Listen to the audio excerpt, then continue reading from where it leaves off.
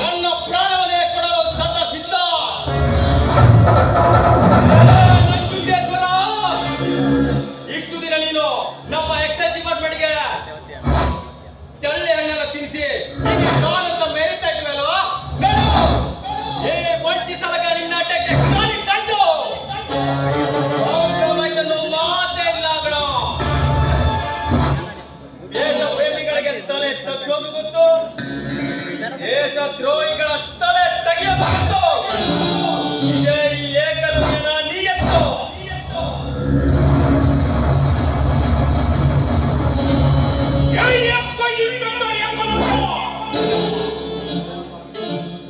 ಆ ಮಹಾಭಾರತದ ಏಕಲವ್ಯನಿಗೆ ಮಾತ್ರ ಶಬ್ದವೇದಿ ವಿದ್ಯೆ ಗೊತ್ತು ಅನ್ಕೊಂಡಿದ್ದೆ.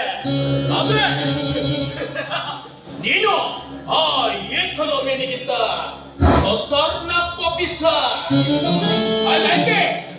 I like it, officer. I like it. Nanjundeshwara, ಸರ್ಕಾರ ನನಗೆ ಪ್ರವಾಸಿ ಕೊಟ್ಟು ಈ ಊರಿಗೆ ಟ್ರಾನ್ಸ್ಫರ್ ಮಾಡಿರೋದು ನಿನ್ನೊಂದಿಗೆ ಲಗೋರಿ ಆಟ ಆಡೋದು ಕಲ್ಲಕಣು. ನಿನ್ನ ಅಕ್ಕ ವ್ಯವಹಾರದೊಂದಿಗೆ ಗುಗ್ಗುರಿ ಆಟ ಆಡಿಸಲು. ಆಟ ಆಡಿದನು ಧರಾತಲದ ಮೇಲೆ ಉರುಳುವುದು ನಿನ್ನದಲ್ಲ, ನಿನ್ನದೇ ನಿನ್ನದೇ. ನನ್ನೊಳಗೂ ಒಬ್ಬ ವಿಲನದನ್ನ ನೋಡ್ತೀಯೇನ? ಈ ಕಾಕಿನ ಬಿಚ್ಚಿ ಮನೆ ಕಟ್ಟಿ ಆಟಾಡ್ತಿದ್ರೆ ಅವ ಹೊರಗೆ ಯಾರಾದ್ರೂ ಸರಿ ದೇಶಕ್ಕೆ ಒಳ್ಳೇದ್ ಮಾಡಿದ್ರೆ ನಾನೇ ಕೈಯಲ್ಲಿ ತಲೆಯು ಕಡಿತೀನಿ. ನಿನ್ನಂತ ದೇಶ ದ್ರೋಹಿಗಳಿಗೆ ಯಾರೇ ಬಂದು ಬಿಡಲ್ಲ. ಅದೇನಿಗೂ ಸಾಧ್ಯವಿಲ್ಲ. ಏ ನಂಜುಂಡೇಶ್ವರ, ನೀನೊಬ್ಬ ಅಬಕಾರಿ ಗುತ್ತಿಗೆದಾರನಾಗಿ ನೀನ್ ಮಾಡ್ತಾ ಇರೋದೇನು? ನಕಲಿ ಸ್ವೀಟ್ ಹಾಕಿ ಮಧ್ಯಾಹ್ನ ತಯಾರು ಮಾಡಿ ಅದಕ್ಕೆ ಡೂಪ್ಲಿಕೇಟ್ ಲೇಬಲ್ ಹಚ್ಚಿ ಅದನ್ನೇ ಮಿಲಿಟರಿ ಸರಾಯಿ ಅಂತ ಹೇಳಿ ಆಂಧ್ರ ಮತ್ತು ತಮಿಳುನಾಡಿಗೆ ಸಪ್ಲೈ ಮಾಡ್ತಿರೋದು ನಮ್ಮ ಡಿಪಾರ್ಟ್ಮೆಂಟ್. ಏಕಲವ್ಯ, ನಾನು ಇಷ್ಟು ವರ್ಷದಿಂದ ಈ ತಂಟೆಡು ಇಲ್ಲಿ ಹಾಕಿದ ಅಡಿಪಾಯವನ್ನು ನೀನು ನೀನು ಅಲುಗಾಡಿಸಲು ಬಂದೆಯಾ? ಸಾಧ್ಯವಿಲ್ಲ, ಅದೆಂದಿಗೂ ಸಾಧ್ಯವಿಲ್ಲ. ಸಾಧ್ಯವಿದೆ. ಇಷ್ಟೇ ಆಗಿದ್ರೆ ನಾನು ಮುಚ್ಕೊಂಡು ಓದ್ತಾ ಬಂದಿದ್ದೆ ನಿನ್ಗೆ.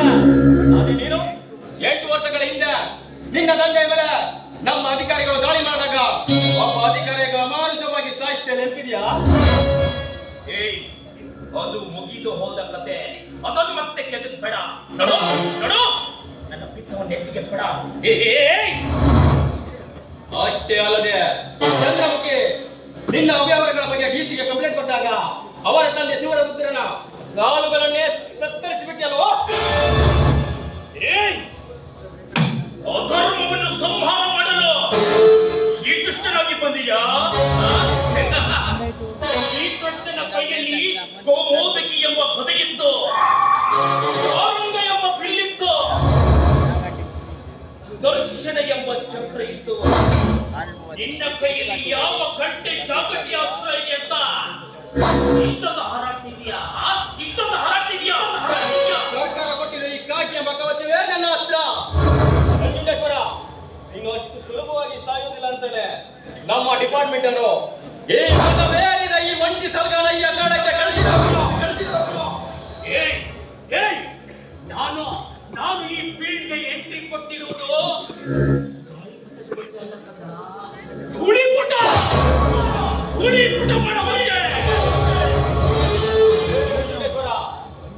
ನನ್ನ ಈ ಸರ್ವಿಸ್ನಲ್ಲಿ ಅದೆಷ್ಟೋ ಅಧಿಕಾರಿಗಳಿಗೆ ದೇಶ ಅನ್ಸ್ಕೊಂಡು ನಿನ್ನಂತ ದೇಶ ದ್ರೋಹಿಗಳಿಗೆ ಎಫ್ಐಆರ್ ಹಾಕಿದ್ದೀನಿ, ಅದೆಷ್ಟು ಸೈಕಲ್ಗಳನ್ನ ಸೀಸ್ ಮಾಡಿದ್ದೀನಿ. ಅಂತದ್ರಲ್ಲಿ ನೀನ್ ಯಾವ ಲೆಕ್ಕ ನನಗೆ?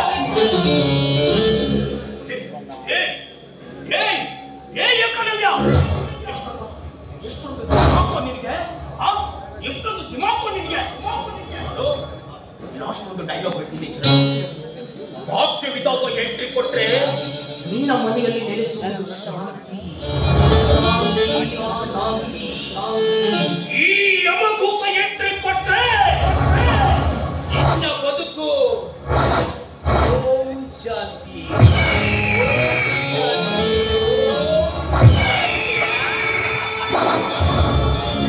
ಮುಂದಿನ ಮತ್ತೆ ಬರುತ್ತೇನೆ. ಅಲ್ಲಿಯವರೆಗೆ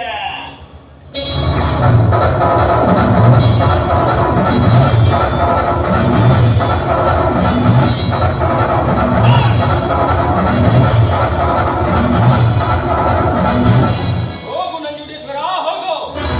ಒಂದು ಆ ಶಿವ ವಿಷವನ್ನ ಕುಡಿದು ನಂಜುಂಡೇಶ್ವರನಾದ.